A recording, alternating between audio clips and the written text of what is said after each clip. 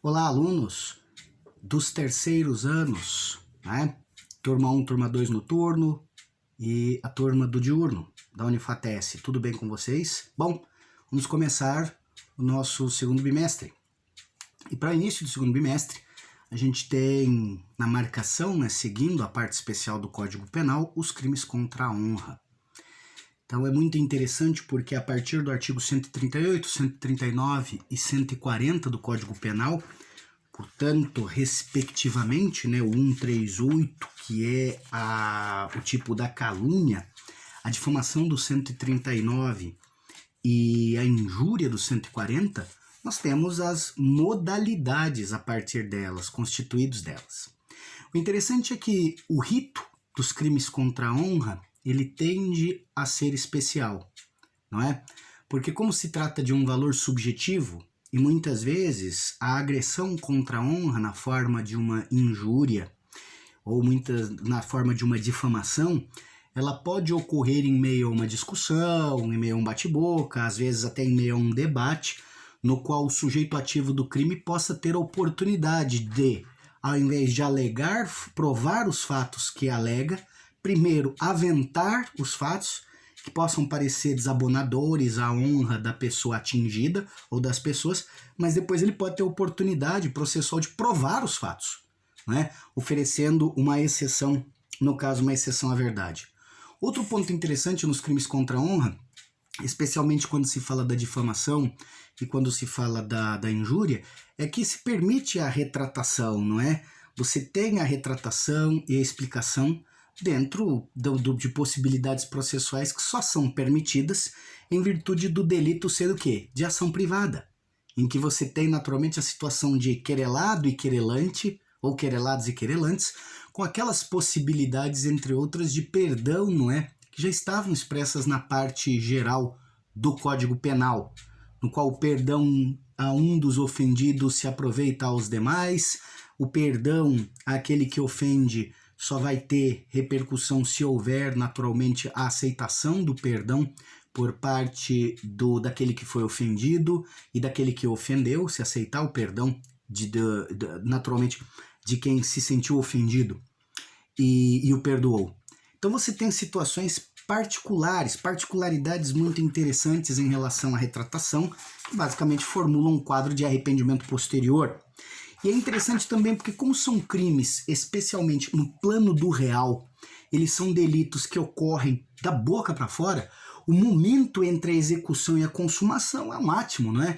A flecha lançada e a palavra dita não volta atrás, não é o que dizem? Então é muito difícil, por exemplo, nesses casos, falar-se numa tentativa, não é? Como, por exemplo, no caso, mesmo no caso que seja, quando se fala da calúnia, a não ser se for por escrito, aí você consegue compor uma possibilidade, uma viabilidade de tentativa de responder o agente por uma tentativa. Do contrário, você está falando da ofensa à integridade da pessoa, imputando-lhe um fato criminoso, no caso da calúnia, ou uma ofensa diminuindo o valor social que ela a si mesmo se atribui, tem todo esse direito, que é a sua honra, a subjetividade de sua honra, como no caso da injúria, e é ofender a honra dessa pessoa a ponto de espalhar uma má reputação, como o caso da difamação. E nisso não tem tentativa. No plano do real, a ofensa é a ofensa, o xingamento é o xingamento, o bate-boca é o bate-boca, não é? Papo reto, como a gente costuma dizer, não é? Nas conversas assim mais informais. Mas hoje em dia você tem também a questão dos crimes virtuais, do direito penal eletrônico, do direito penal digital, não é? Sem nenhuma ofensa nessas minhas aspas que eu coloco aqui, apenas para situar que as situações, situar no caso que são eventos que podem acontecer de uma forma diferenciada, porque uma calúnia, quando está no meio virtual, ela não apenas vai ao meio virtual, a não ser se for um e-mail muito desaforado, a não ser, no caso da injúria, um e-mail muito mal educado, ou um SMS no celular muito particular, muito mal educado. Do contrário, geralmente é onde? Telegram, WhatsApp, plataformas de comunicação, programas de computador que não têm filtro e que dependem, por exemplo, de canais no qual você tem administrador ou administradores.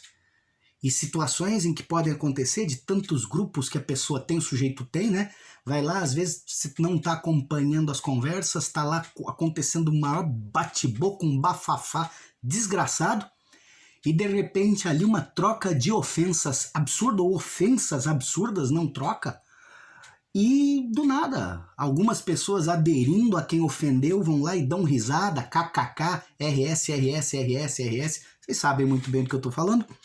E o sujeito vendido vai lá no telefone, também, só para interagir, para dizer que está vivo, né? Vai lá e dá o referenda, vamos dizer assim, sem ter consciência, uma ofensa à honra de uma pessoa. Então são essas as situações muito interessantes que nós vamos trabalhar em exercícios e que nós vamos ao longo aqui do vídeo, né, dos vídeos nessa semana, também dar pelo menos as principais marcações desses delitos, que os tornam absolutamente muito interessante. Então o primeiro deles, qual que nós vamos? 138. Vamos falar do 138, do 138, que é a calúnia. A calúnia é um crime naturalmente de dolo direto e que tem o injusto naturalmente ao de ofender. Mas não se trata de uma ofensa à honra, na qual se tem a valoração dessa honra de uma forma um tanto subjetiva. O tipo penal objetivo, ele cria uma conduta específica, que é imputar falsamente a uma pessoa um fato que naturalmente é definido como crime, que é tipificado como crime. Então, tanto o fato, a autoria de um fato, e ele tem que ser naturalmente imputado, definido como crime. Então, se acontecesse, por exemplo, um exemplo aí de direto do túnel do tempo, da máquina do tempo, há 20 anos nós tínhamos o delito privado também de adultério. Hoje, acusar uma pessoa de adultério, embora para a nossa sociedade, para os valores da nossa sociedade, moralmente reprovável a conduta, não é uma conduta mais criminosa, então naturalmente você não imputa mais o delito, então não é caluniar alguém.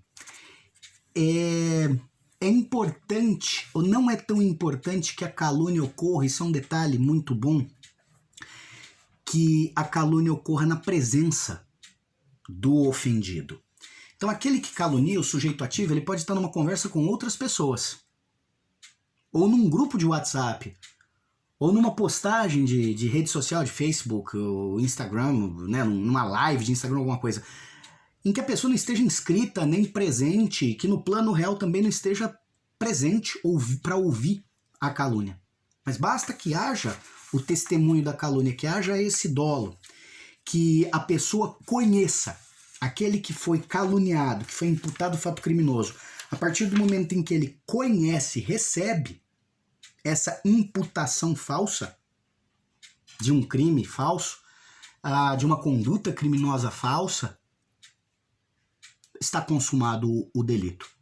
E a partir daí, claro, é preciso dizer que vai. Outro ponto importante é que ele tem uma tipificação especial, que é a calúnia contra os mortos. É preciso tomar muito cuidado que a nossa sociedade, mais ou menos naquele pensamento do Edmund Burke, né, é um conjunto que forma toda a lei e a moral para proteger os vivos, os mortos e os que ainda nascerão. Então, em virtude disso, o parágrafo 2º do artigo 138, ele permite que a calúnia seja praticada contra o morto e que a pessoa que naturalmente tenha como representar o interesse desse morto possa, no caso, exigir satisfações à justiça em virtude desta atitude. É interessante porque o próprio Código Penal, claro, ele pede que aquele que calunia, né, quem se julga ofendido, ele pode, entre outras coisas, dar explicações, né, pedir explicações, solicitar explicações. E, naturalmente, se antes da sentença, para se falar de arrependimento posterior, o artigo 143 do Código Penal, 143, ele trata que o querelado ele tem condições de se retratar, naturalmente, caracterizando-se aí, naturalmente, uma isenção de pena. E a retratação ela tem que ser incondicional, não pode impor condições. Eu me retrato se você... Não, é incondicional. Não se trata de uma transação penal, de uma negociação, mas de um arrependimento posterior com formalidades. E ela tem que ser completa. Então, aquele que a ofendeu, aquele que caluniou, pode se retratar, ou o advogado pode fazer isso naturalmente, até antes da publicação da sentença. E a partir daí você tem uma causa de extinção da punibilidade. Então, ele pode até vir a ser sentenciado, mas não haverá de ser punido. Quando se coloca nesses crimes, naturalmente, o dolo, no caso do dolo da calúnia, você teria ou tem a questão do elemento, né, o propósito inequívoco do agente a ofender.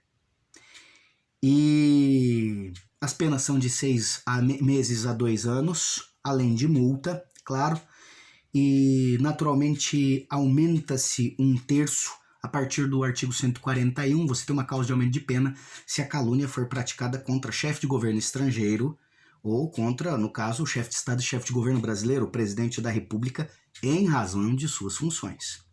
É aquela história, né? Acusar um chefe de Estado de cometer crimes tipificados. Acusá-lo. E, naturalmente, sem provas, sem nada, e divulgar isso, claro, é passível da calúnia, com aumento de pena, naturalmente, por ser. E há o aumento também de pena contra pessoa de 60 anos ou portadora de deficiência. E também aquele que reproduz, né? Que na presença de várias pessoas ou que faça calúnia no meio que facilite a disseminação disso. Calúnia é fake news não necessariamente vai ser crime, mas a fake news travestida de calúnia, claro, é que vai ser. Mas isso a gente conversa mais na live, mais adiante, tá bom? Então, agradeço a atenção de vocês e até mais.